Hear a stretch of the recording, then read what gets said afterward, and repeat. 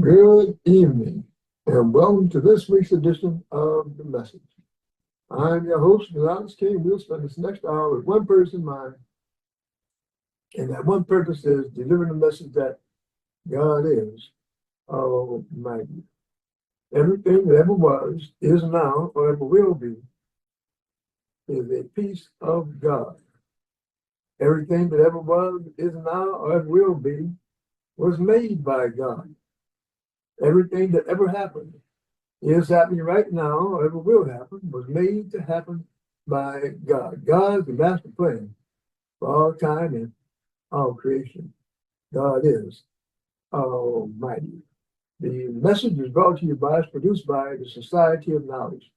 The Society is an interdenominational ministry. Our members come from various different religious and spiritual backgrounds. We have various different religious and spiritual beliefs. Although we come from different backgrounds and we have different beliefs, there's one belief that we share. There's one piece of knowledge that we hold in common, and that's the knowledge that there is a being. By no matter what name we may have been taught to call that being, by no matter what name we may have come to know that being, whether that name be God, Allah, Yahweh, Jesus, Jehovah, Buddha, nature, by no matter what name, we know that there is a being that possesses not some of the power, not most of the power, but all of the power. That's the reason we do this show, and the only reason we do this show. And that's to deliver the message that that being that personally I call God, that that being is indeed Almighty. Today is August the 15th. I remind that fact because tonight, as we are on most Thursdays, we are live. And I remind that fact because this show is an open discussion, it's a two-way conversation. Those of you that are watching by Facebook, and I see you, Sister Connie, thank you for joining us this evening by Facebook. Those of you that are watching, I ask that you hit that like button, hit that share button, and let folks know that we are on live and help us to do that work. And that work is delivering the message that God is Almighty. Things are going to be a little bit abbreviated this evening. You might be able to hear it in the sound of my voice, but I've contracted something. I don't know what it is, but I've contracted something. And it's really irritated my throat. I went to the doctor yesterday, so I'm getting treated for it, but it's pretty painful. So we might not be on too long, but we're going to see how far we can get this evening. All right. All right, we're going to skip a lot of our announcements. That's our main website. I ask you to log it into your web browser. And there are links to all of our social media platforms. We have centers located throughout the United States. And you see our friends at Mighty Temple here in the city of New Orleans, and Mighty Temple in the city of Lafayette. And let's go into our religious spiritual study. And we'll say we're going to be very, very abbreviated, very brief this afternoon, this evening rather. And our respective topic is human sacrifice in religions. Human sacrifice in religions. And that's right, throughout the recorded history, there have been religions all across the globe. It's been reported that there have been religions that have practiced human sacrifice. So we're going to briefly discuss some of them this evening. All right, as I said, we're going to try to go through this kind of quickly this evening. Many cultures throughout history have practiced human sacrifice, including ancient and modern religions. The Aztecs believed the sun needed human nourishment and sacrificed thousands of people annually in their calendrical maize ritual.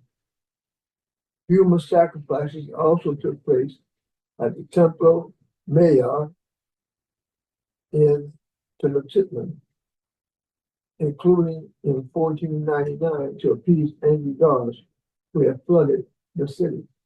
So the Aztec Empire, you see the large blow up here, Aztec Empire, and this puts it into perspective in the lower left-hand corner. So we see that's Cancun up around here. This is this area here, that's what we call Mexico.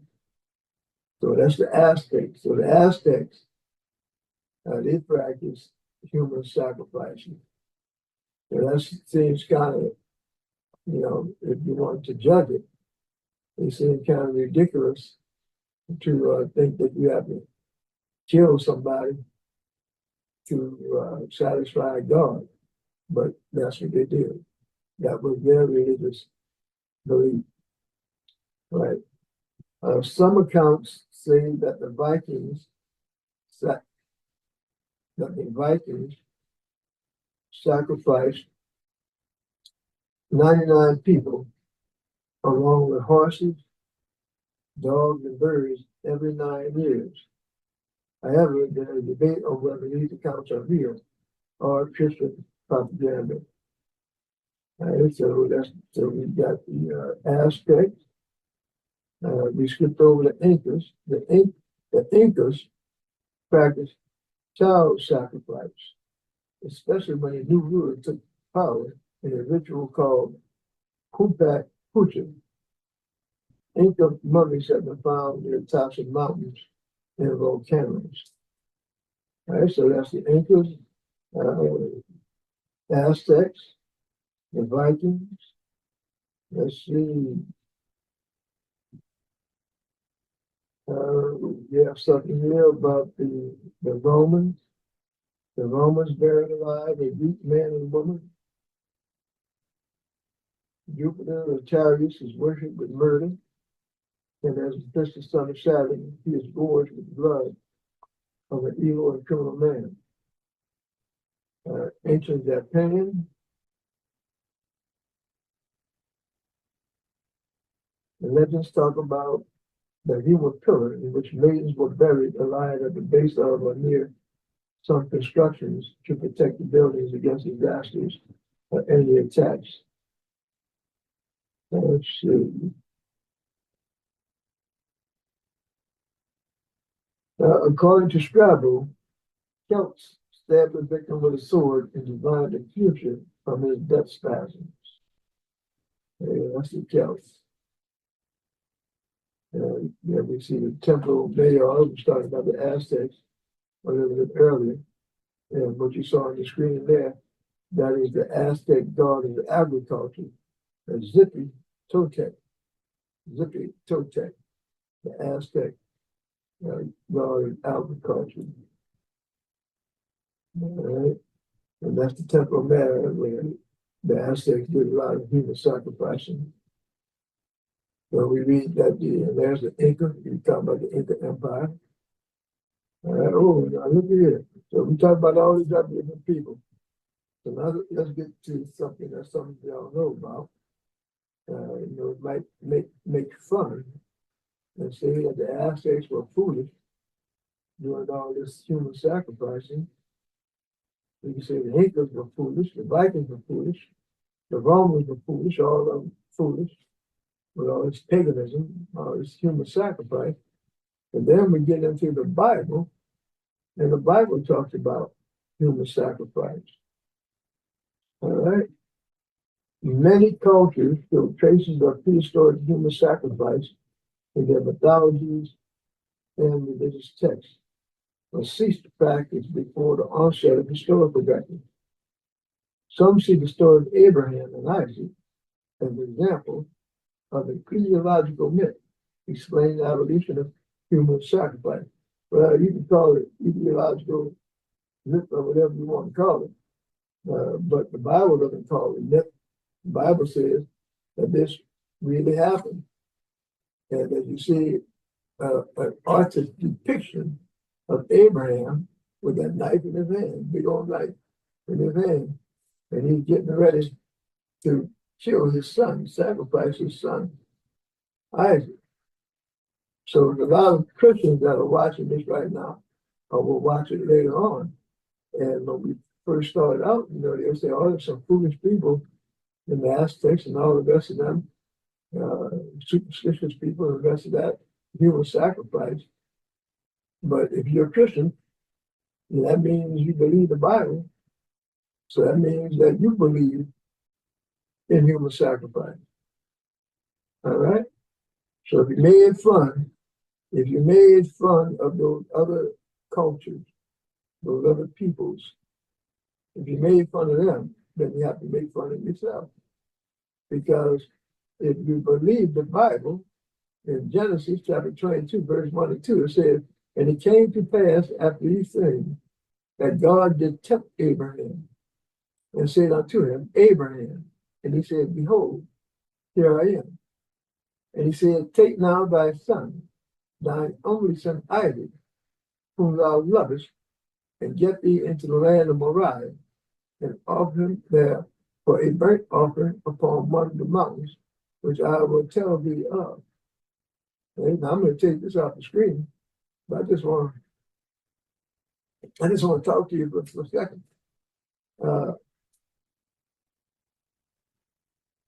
Here, August 15, 2024, if somebody came up to you right now and told you that God told me to take my child and take his life and slaughter, kill, murder my child as a sacrifice. If somebody came up to you right now, be honest with yourself. Somebody came up to you right now and told you that, what would you say? What would you do? What would you say? What would you do? I'd be willing to bet. I'd be willing to bet that you would either call the police, call the ambulances, the fire department, call the crazy wagon,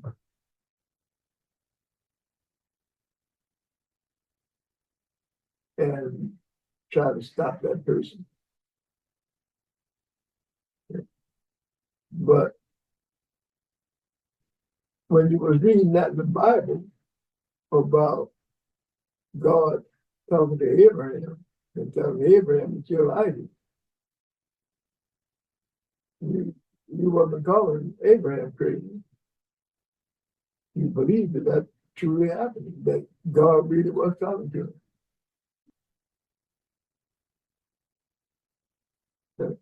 Now that's right.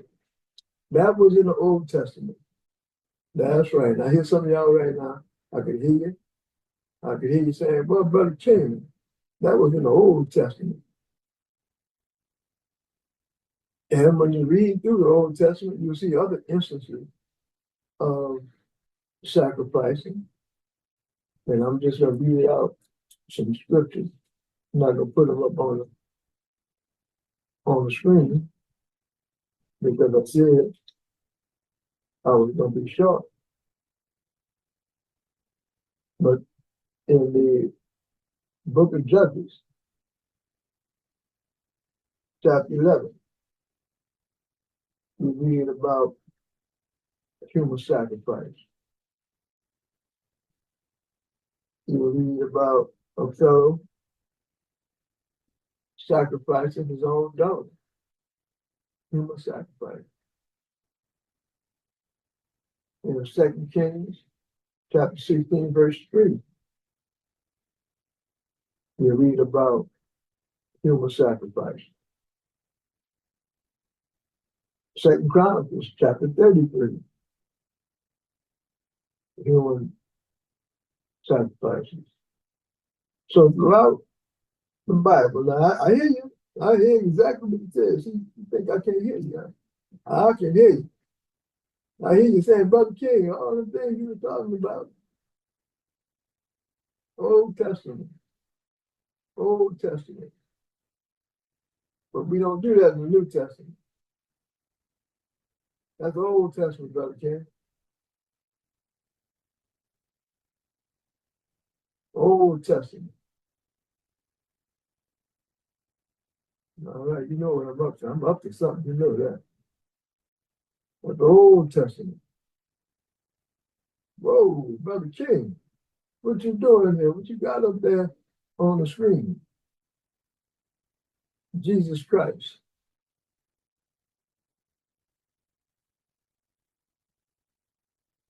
See that? It make you think for a minute, huh? That ain't Old Testament. That's definitely not Old Testament. That's New Testament.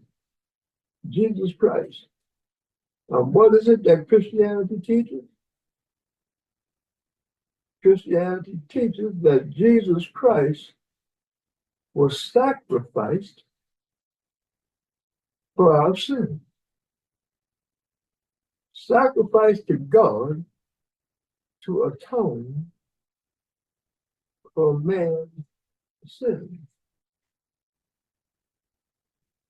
Well, see, that made you kind of sit down now and start thinking a minute now. So when we was judging the Aztecs and judging the Incas and judging all them other people, and now, look here, we got to judge ourselves now.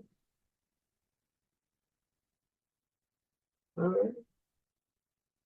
Human sacrifice. And you know, when we talk about Jesus Christ, that's even taking things another step, because Jesus was not only a human, but he was some religious teacher, that he was divine. So some religions, some segments of Christianity preach that Jesus Christ was true God and true man. That's something else. Now you got to the point that, see, at least the Aztecs and the Incas and all the rest of them, they were just sacrificing men and women and children. They were sacrificing that. But now, Christianity teaches that it's not enough to sacrifice a human being, but you got to sacrifice something that's part human and part divine. So what you think about that? So when we all start judging, let me pull this down. That's good for me to end it right there. And I guess the moral of this story, the bottom line, is when we start judging, maybe we ought to look at ourselves first before we start judging others. And with that being said, I'm going to close it out. I said it's going to be short tonight. I'm going to close it out, and now it's going to be my prayer. My prayer that this whole discussion was not to confuse anybody. This whole discussion was to deliver the message that God is Almighty. That God is indeed Almighty. Same God that was here when the Aztecs were here, the same God that was here when the Incas was here, the same God that was here when Abraham was here, the same God that was here when Jesus was here, the same God. See it right now. And God is in control. And because God's Almighty, I know that there's nothing that God can't do. And it's my prayer in this upcoming week that God Almighty blesses you and yours with peace. Hello, friend. If you're looking for a ministry that doesn't let religious names and labels and rituals divide us, a ministry that doesn't scare you into following certain religious rules by threatening you with eternal punishment, a ministry that allows you to ask questions about religious doctrines and practices, a ministry that has only one purpose, and that one purpose is to deliver the message that there is an almighty being by no matter what name you might call that being. If that's the type of ministry you're looking for, then I welcome you to the Society of Knowledge. The Society is a ministry that welcomes all, no matter what religious label you might have. The society is a ministry that doesn't judge you or label you.